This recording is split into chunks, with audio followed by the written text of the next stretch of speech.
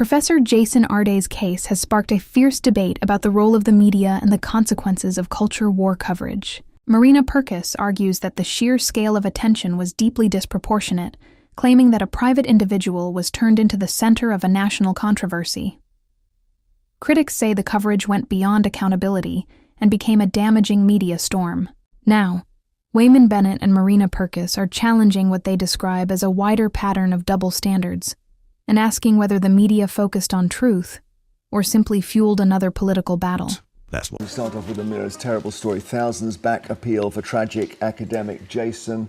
This is the former Cambridge professor found dead at an address in South London on Friday afternoon.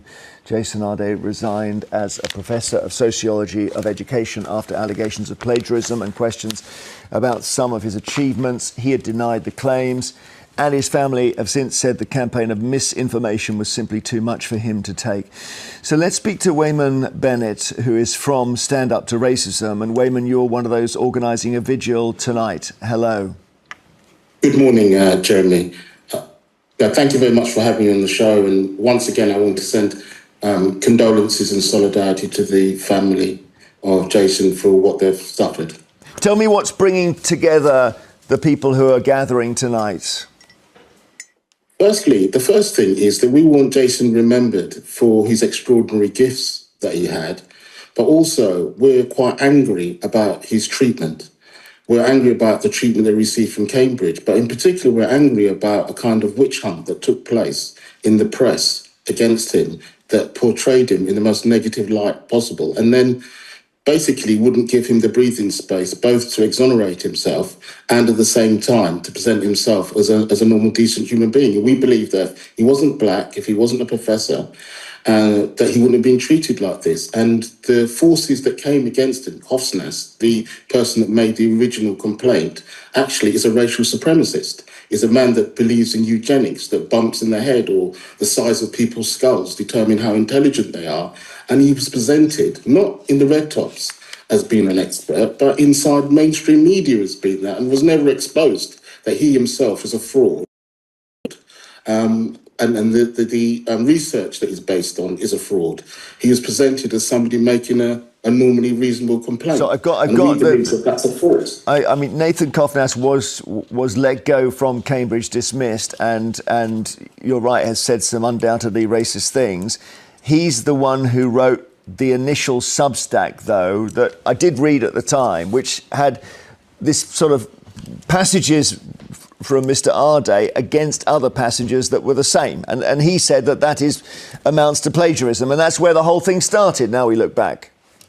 Yeah, the first thing is that Liverpool University had said that he hadn't done plagiarism, which is a bona fide institution. And the second thing is that he reinforced it with the question of eugenics, that black people are genetically inferior, that women are genetically inferior.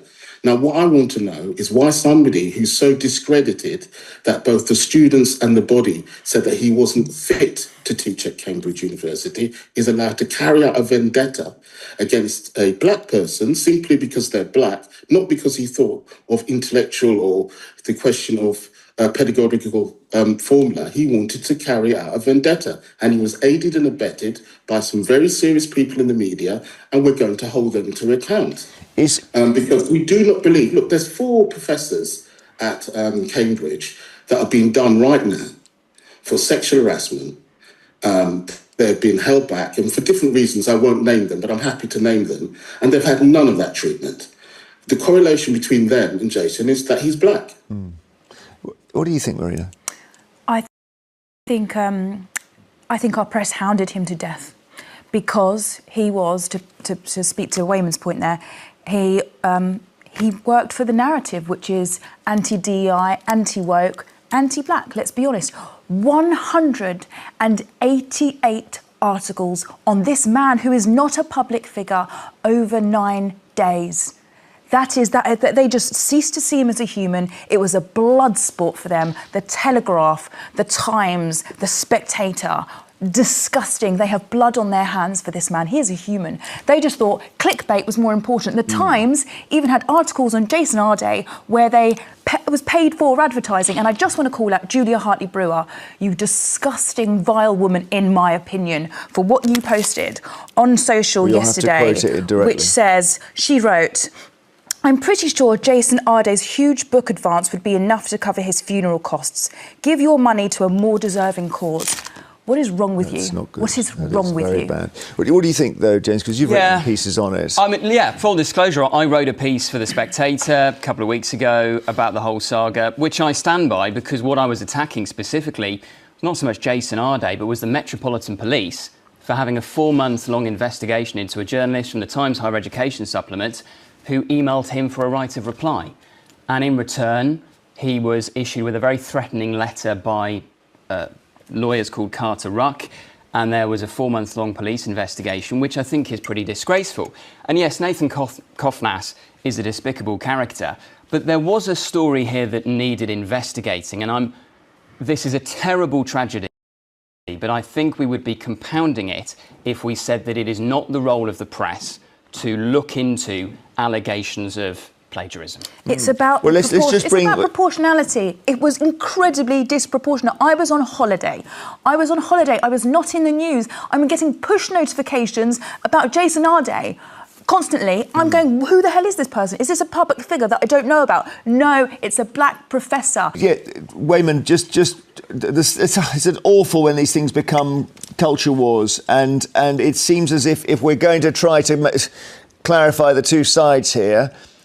One side says that he was protected because he was black against criticism, and the other side say that he was persecuted because he was black.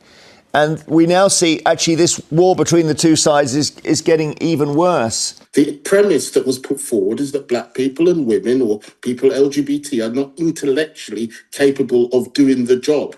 And that was backed up by people in serious positions. And to be honest with you, if Boris Johnson, when he made those enormous lies, had been subject to even 10% of this, or when we look at the Epstein files, when the carpets rolled out to the President of the United States and no questions are answered.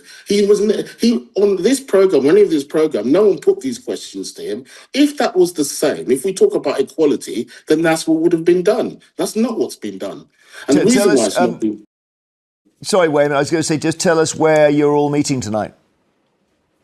We are 6:00. We're meeting in Trafalgar Square. It's going to be a dignified event. Please come down and support us. Please come down and support the family. And we have to remember the heart of this. A young man lost his life because we want to see all our children achieve and succeed at the highest level. And we want diversity, equality and inclusion. These should be the watchwords of education, not racism, division and hatred. So there you have it. This controversy has raised serious questions about media responsibility and the consequences of turning individuals into political symbols. Critics argue that the coverage became disproportionate, with accusations amplified into a wider culture war battle while the human impact was ignored. The key question remains: where does journalism end and a damaging media storm begin? Share your thoughts in the comments. And don't forget to like, subscribe, and turn on notifications for more political commentary.